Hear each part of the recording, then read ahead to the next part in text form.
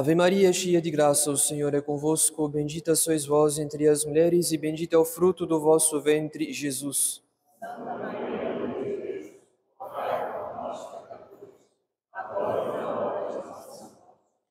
Em nome do Pai, do Filho e do Espírito Santo. Amém. Queiram sentar-se.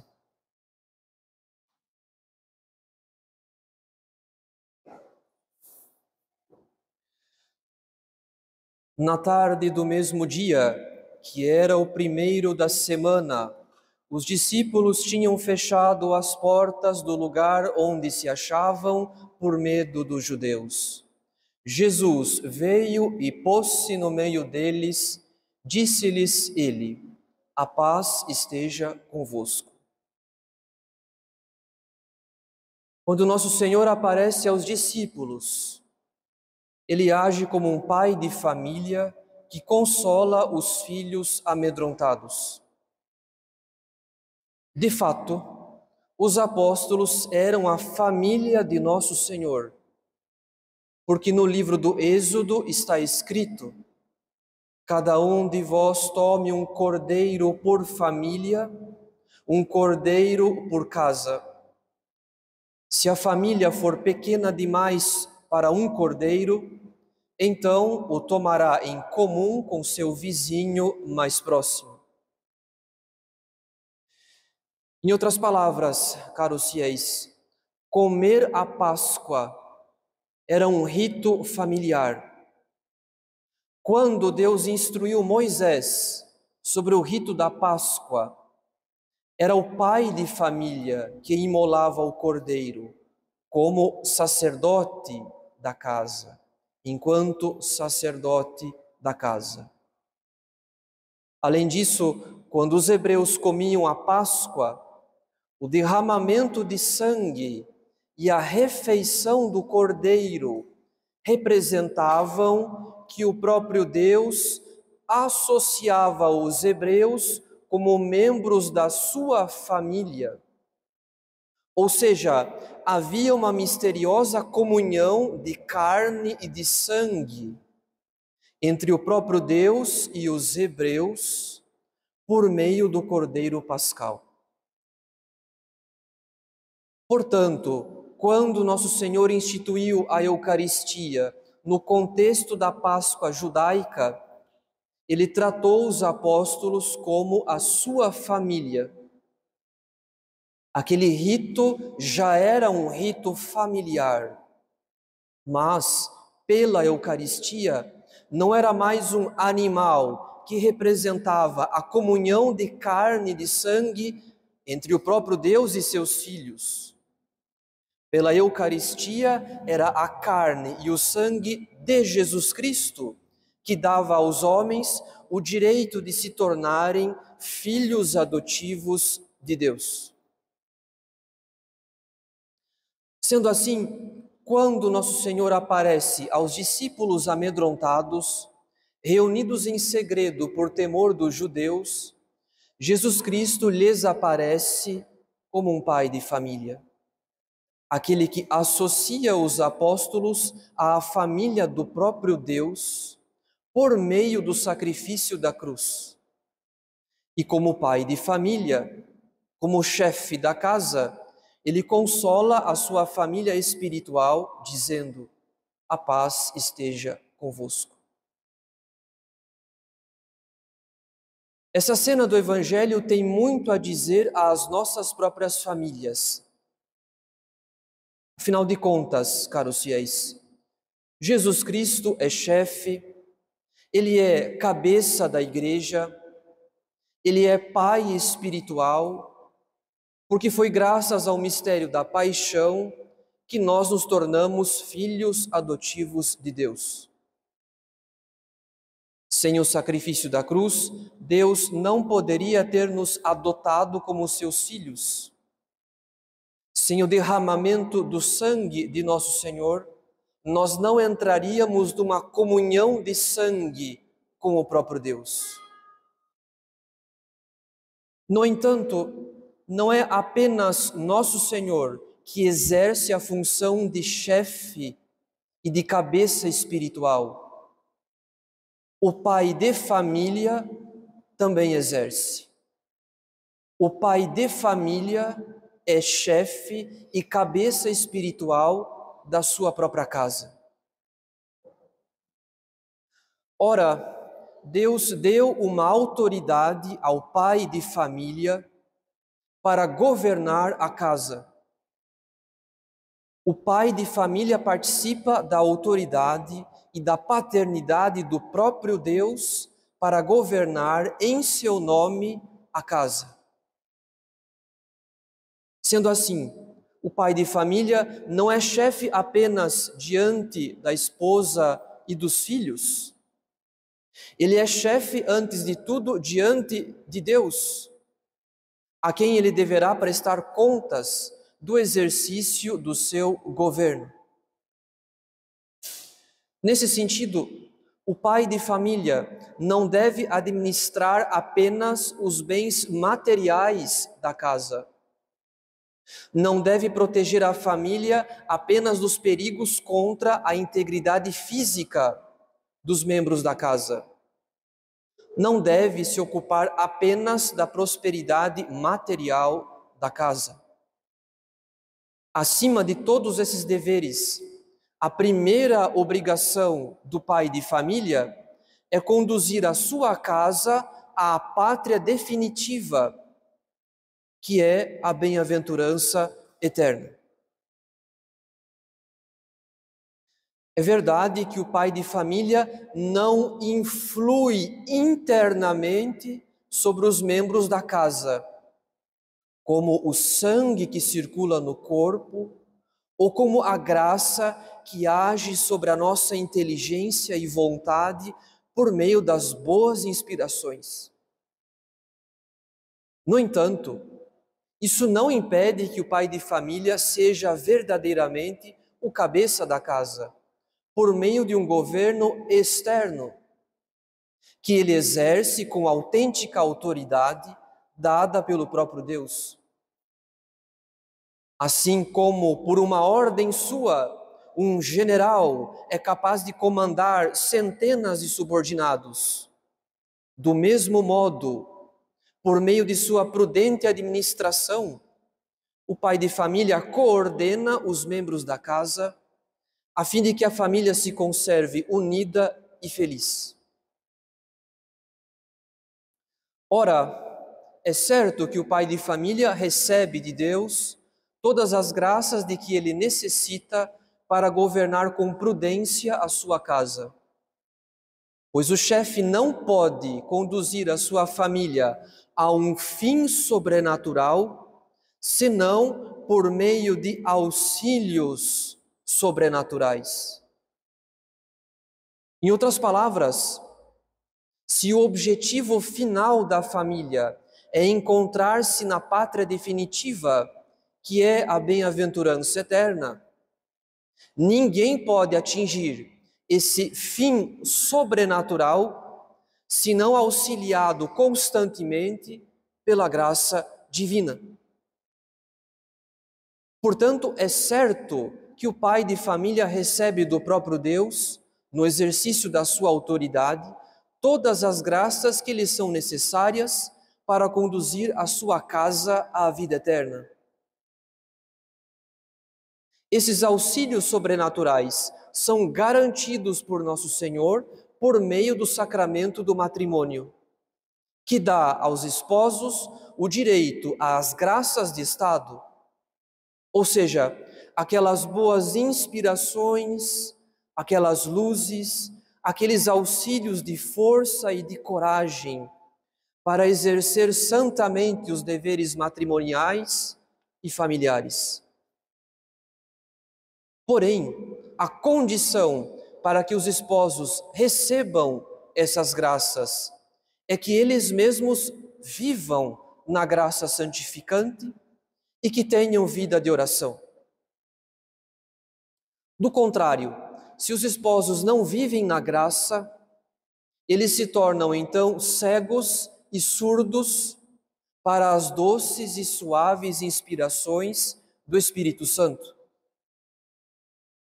Além disso, se os esposos não têm constância na vida de oração, pouco a pouco, o apego ao mundo e à carne torna-os insensíveis aos apelos do Espírito Santo. E assim, eles desperdiçam tantas e tantas graças que os auxiliariam no cumprimento dos deveres de Estado. Ora, dessas verdades, nós podemos tirar duas conclusões. Em primeiro lugar, para governar bem a sua casa e exercer com prudência a sua autoridade de chefe, o marido deve ser homem de oração. Afinal, como poderá o homem influir sobre o coração da esposa e dos filhos se ele não receber do próprio Deus aqueles auxílios sobrenaturais que tornem o seu governo firme e suave, capaz de convencer, capaz de consolar, capaz de pacificar a casa nos momentos difíceis? O marido deve ser na casa a imagem de Jesus Cristo. Ele deve amar a família como Jesus Cristo amou a igreja e entregou-se por ela, como diz São Paulo na Epístola aos Efésios. Ora, nada disso é possível sem vida de oração. Em segundo lugar, para governar bem a sua casa e exercer com prudência a sua autoridade de chefe, o marido deve zelar pela oração em família. Afinal de contas, é impossível que o homem consiga ser respeitado e obedecido se sequer o próprio Deus é servido e obedecido pelos membros da casa.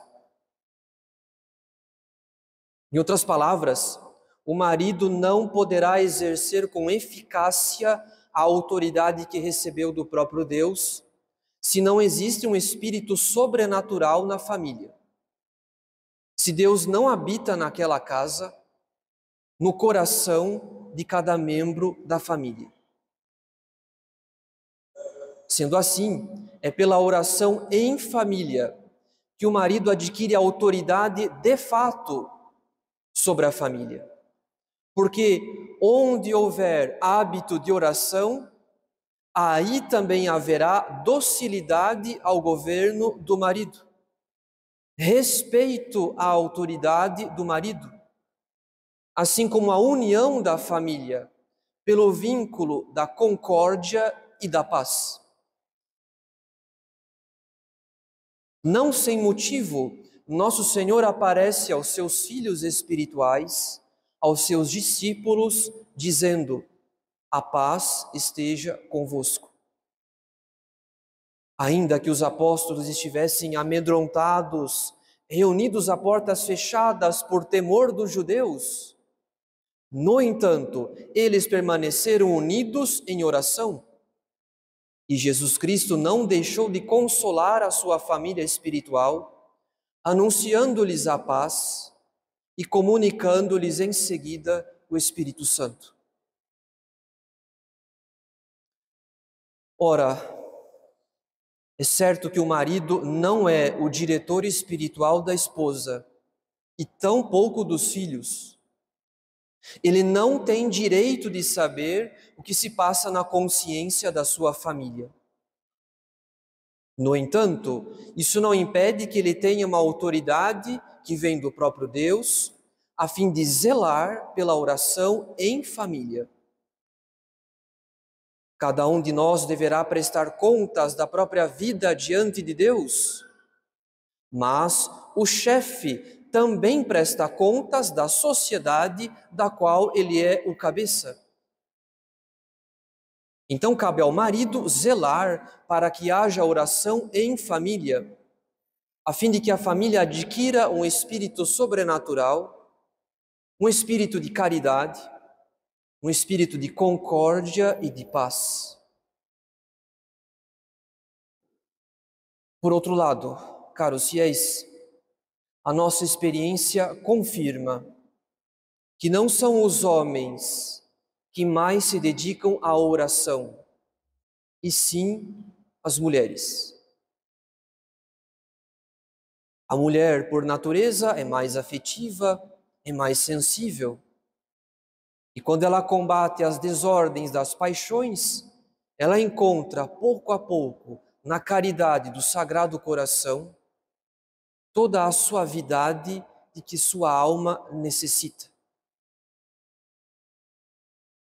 O homem, por sua vez, é menos afetivo, ele vive menos no seu interior e mais no seu exterior. Ele sente menos, mas realiza mais. Trata-se de uma inclinação natural do homem, o desejo de conquistar, o desejo de dominar, assim como de realizar, de produzir resultado. É por esse motivo que o homem, por natureza, foi criado para ser chefe. Não é a graça que produz esse instinto. A graça apenas aperfeiçoa a inclinação da natureza. Nesse sentido, a tendência do homem é considerar a oração uma perda de tempo. Afinal de contas, a oração não permite ao homem produzir nada de concreto, de palpável. Além disso, outra tendência masculina é considerar a oração um sinal de fraqueza.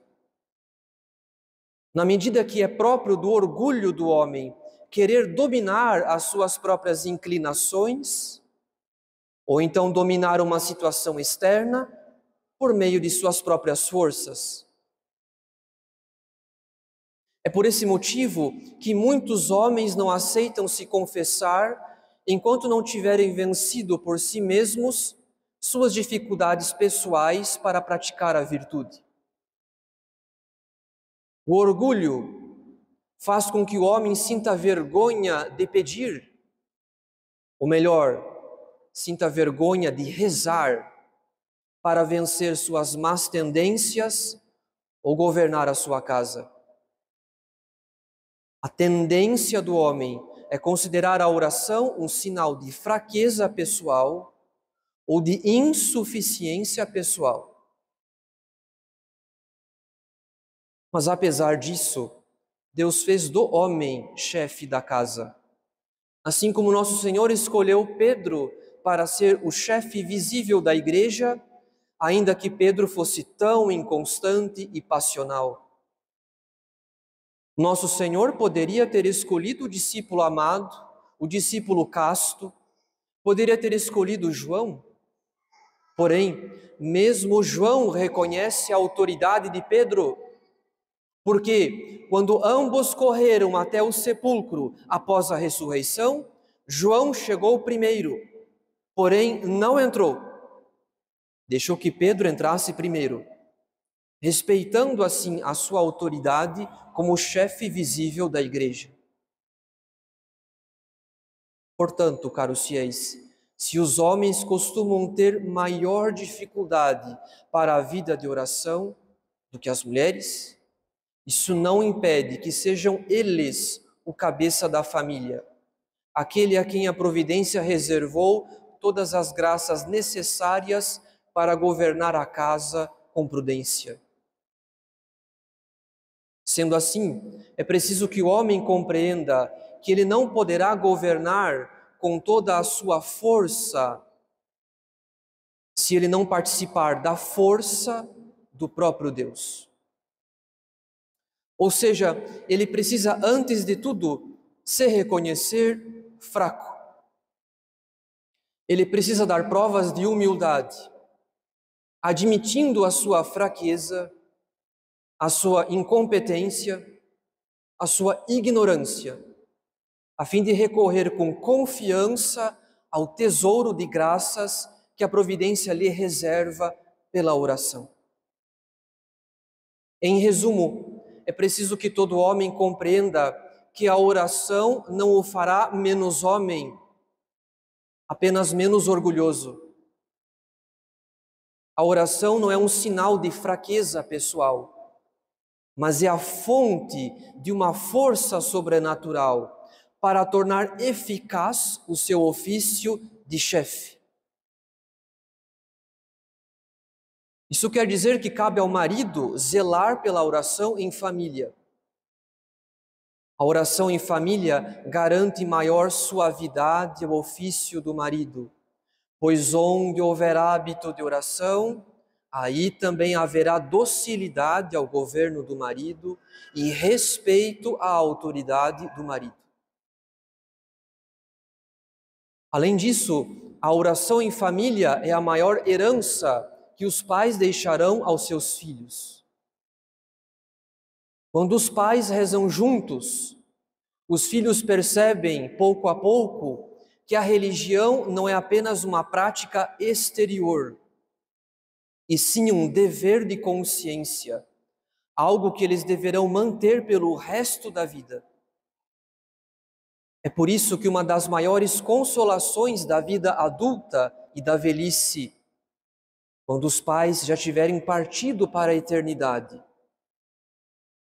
uma das maiores consolações dos filhos será a lembrança daquele tempo em que a família se mantinha unida em oração. Esse exemplo ajudará os filhos a compreender de onde vinha a força que sustentava os pais em meio às dificuldades da vida. Sem oração em família, os filhos pouco a pouco assimilarão as incoerências dos pais. Os pais agem de uma certa maneira na vida pública e de outra maneira na vida privada. Os pais são gentis e caridosos com os outros, mas não se respeitam em casa. Sem oração em família, arriscamos ensinar aos filhos, pelo nosso mau exemplo, que é impossível ser virtuoso, ou que devemos, pelo menos, parecer virtuosos. Na verdade, ainda que os pais cometam erros na educação dos filhos, a oração é o sinal mais inequívoco de que os pais, pelo menos, estão lutando para adquirir virtude. Quando os filhos veem os pais de joelhos, eles compreendem que errar é humano, mas permanecer no erro é diabólico. Portanto, é preciso que os filhos aprendam com os pais o exercício da humildade. E esse exemplo se dá pela oração em família. Por fim, a oração em família é a garantia de que os pais serão fiéis aos demais preceitos, como a missa dominical e a frequentação dos sacramentos.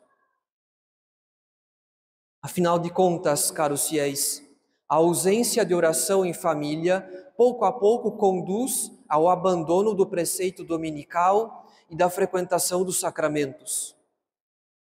Quando a família não tem um momento de oração durante a semana, a preguiça espiritual, o desânimo, a tristeza diante de cruzes mal suportadas, também conduz à desistência dos demais preceitos, que não são mais a alegria daquela família.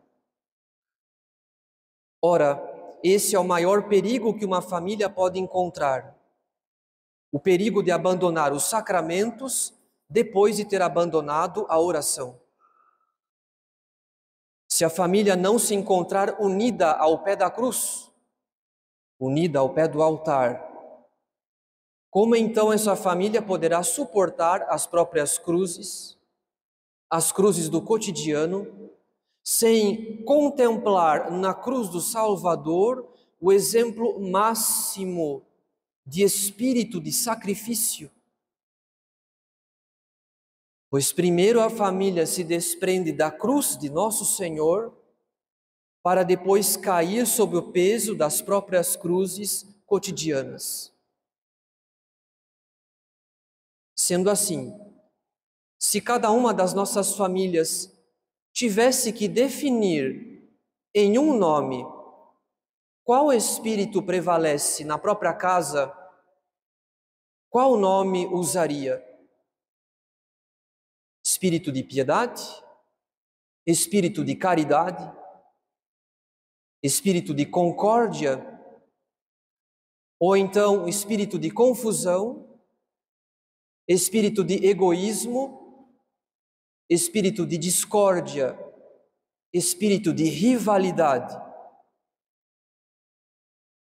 Então sejamos nós todos daqui por diante famílias mais empenhadas na oração em comum, fazendo todo o esforço possível para garantir a oração cotidiana, a fim de que a oração produza em nossos lares frutos de paz e de concórdia. Em nome do Pai, do Filho e do Espírito Santo. Amém.